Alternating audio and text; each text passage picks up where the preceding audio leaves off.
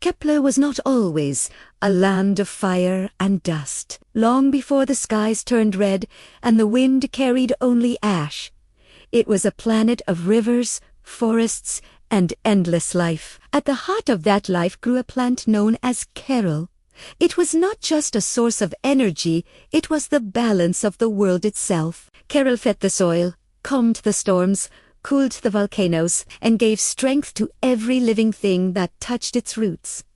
When humans from Earth arrived, they saw only power. They called Carol a miracle fuel, something that could light cities, drive engines, and bend the laws of space. Machines were built around the mother tree. Day and night, Carol was harvested, drained, stripped of its essence. Kepler cried, but no one listened. The rivers dried. The forests collapsed. The volcanoes began to wake. One human could not bear it anymore. His name was Kunta, a scientist sent to study Carol's energy. In secret, he took the final living seed from the mother tree and fled into the depths of the planet. When the Earther's ship was damaged and could no longer leave Kepler, Kunta vanished. Without him, the crew was lost. The humans never returned to Earth, and Kepler was left broken, abandoned, and burning. Years later, the planet was a wasteland. In the burning city, towers of metal rose from cracked ground, surrounded by lava fields and smoke. Its ruler, Louis Baba, stood above the city like a shadow. He promised salvation, but ruled with fear. He believed Carol still existed, and that whoever controlled it would control Kepler, and perhaps even the universe beyond. His soldiers searched relentlessly, tearing apart ruins, interrogating villagers, and destroying anything that hinted at hope. Far from the city lived a boy named Axel. He was small, stubborn, and endlessly curious. In his hands was an old, worn book passed down through forgotten generations. The book spoke of Carol not as fuel, but as life. It spoke of a mother tree that could heal Kepler if it was ever found again. Axel believed every word. His sister Gaga listened with wide eyes as Axel told the stories under the dim light of their shelter. She believed too, not because of the book, but because she believed in her brother. Their friend Jano joked and laughed, but he followed them everywhere. Belief, after all, is contagious. Their father, Papachi, did not believe. Once, he had been a colonel in the Kepler army, a warrior known for fearless charges and impossible victories. But war had taken its price. He had seen friends burned alive by lava storms, seen cities swallowed whole. Courage had once defined him. Now, fear did. Fear of loss. Fear of hope. Fear of letting his children walk the same path. When Axel spoke of searching for Carol, Papachi forbade it. When Gaga called him a coward, his silence was louder than anger. Alone, Papachi admitted the truth to himself. He was not afraid of dying. He was afraid of watching his children die.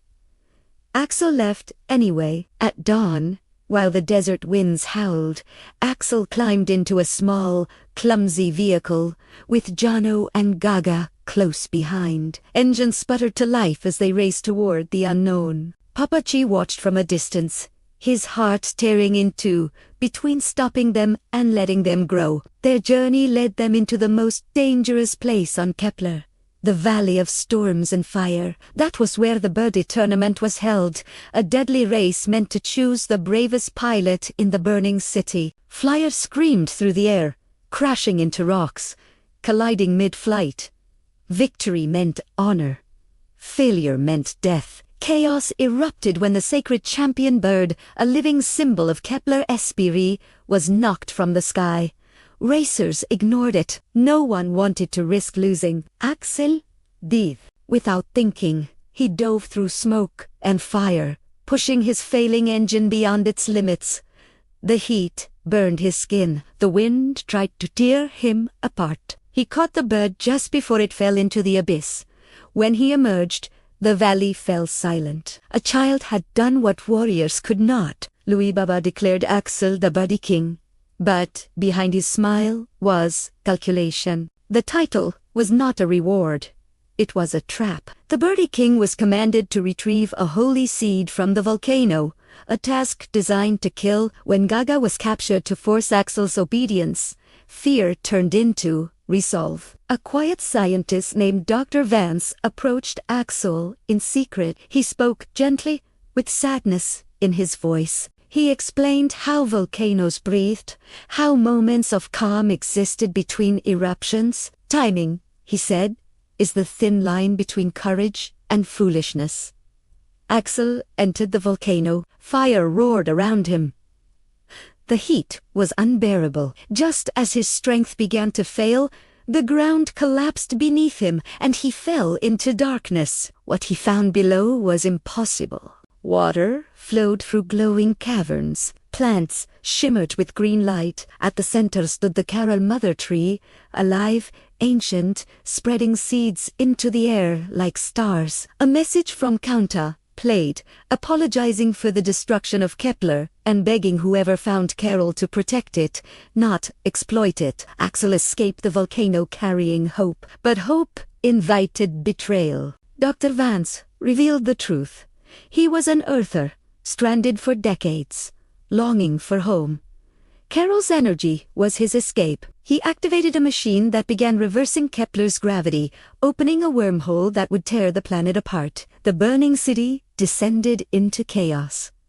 At last, Papa Chi returned. He stood tall again. Fear stripped away. He fought to protect his children and his world. Axel faced Dr. Vance and understood the final lesson. Courage was not about surviving. It was about choosing others over yourself. Axel destroyed the system, sacrificing his escape. The wormhole collapsed. Rain fell for the first time in generations. Carol spread across Kepler, green breaking through ash. Rivers returned. Life breathed again. Axel survived scarred, but alive. Papa Chi held his children and finally understood that fear never saves the world. Courage does, and Kepler remembered.